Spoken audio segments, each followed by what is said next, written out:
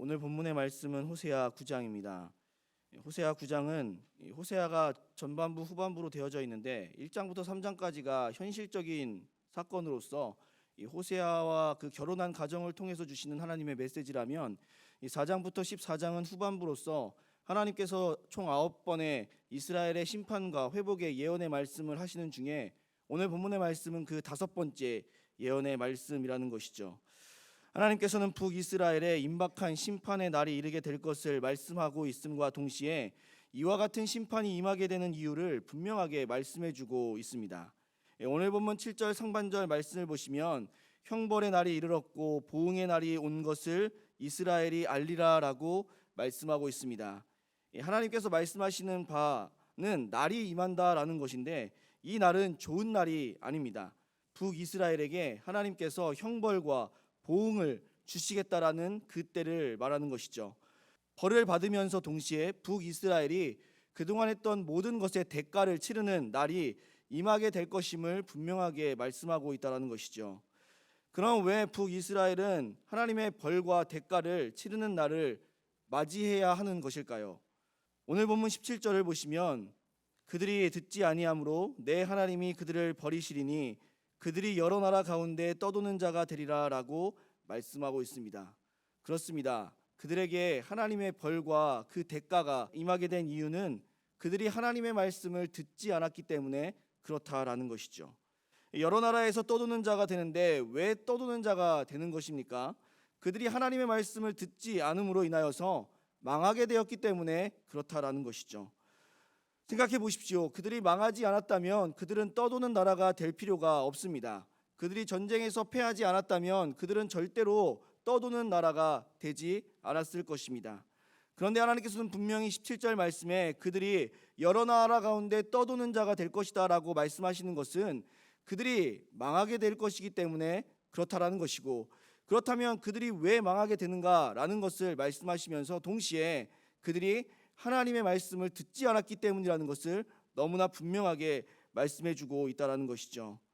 그렇다면 왜 이스라엘 백성들은 하나님께서 이와 같이 말씀을 선포하시고 그 말씀을 전하셨음에도 불구하고 이 하나님의 말씀을 듣지 않은 이유가 무엇일까요? 그것은 오늘 본문 7절 하반절 말씀을 통해서 살펴볼 수가 있습니다. 선지자가 어리석었고 신에 감동하는 자가 미쳤나니라고 말씀하고 있습니다. 신의 감동을 받아 하나님의 뜻을 전하는 이 선지자들에 대한 북이스라엘 백성들의 반응을 보시면 이와 같다라는 것이죠. 하나님의 말씀을 어떻게 생각하는지 너무나 잘 알 수 있다는 것입니다. 놀라운 반응을 보이고 있습니다. 정말 상상할 수도 없는 반응을 보이고 있습니다. 선지자들의 말을 뭐라고 말하고 있습니까? 어리석다라고 말하고 있고 미쳤다라고 이야기를 하고 있다는 것이죠. 어리석다라는 것은 바보 같은 소리, 멍청한 소리라는 것을 의미하고 미쳤다라는 것은 정신 나간 소리라는 것을 의미하고 있습니다. 지금 북이스라엘 백성들은 선지자들의 말을 바보 같고 멍청하다고 말하고 있습니다. 정신이 나간 소리라고 말하고 있습니다. 그러니까 오히려 하나님의 말씀을 전하는 선지자들의 말이 거짓 선지자의 말과 같다라는 것이죠. 거짓 선지자들의 말은 허무맹랑합니다. 하나님의 말씀이 아니기에 어리석다라고 생각이 되어집니다. 정신이 나간 소리 같아 보입니다. 그런데 지금 말씀에 대한 반응이 이와 같다라고 말하고 있다는 것이죠.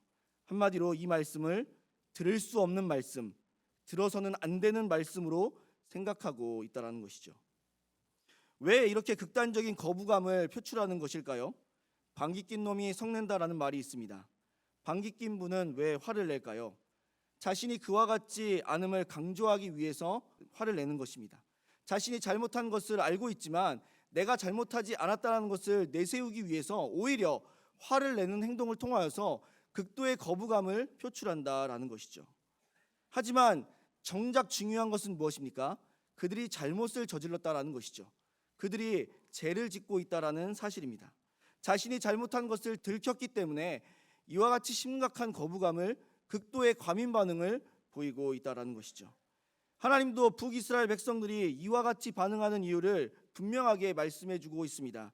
그것이 7절 마지막 부분에 있는 말씀이죠.